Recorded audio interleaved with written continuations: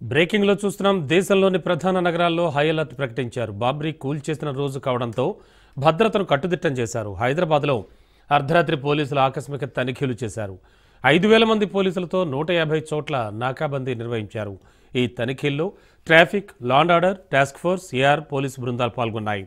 Operation Kavach పేరుతో నగర వ్యాప్తంగా తనిఖీలు చేశారు. చార్మినార్ దగ్గర పరిస్థితిని సిపి సజ్జనార్ స్వయంగా పర్యవేక్షించారు.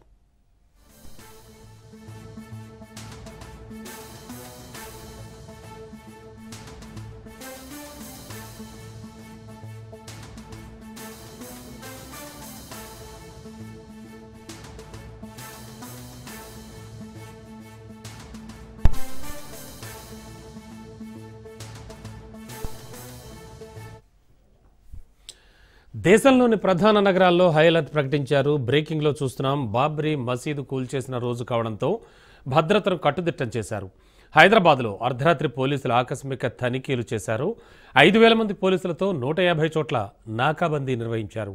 ఈ తనిఖీల్లో traffic, law and order, task force, AR police బృందాలు పాల్గొన్నాయి. ఆపరేషన్ కవచ్ పేరుతో నగర వ్యాప్తంగా తనిఖీలు చేశారు.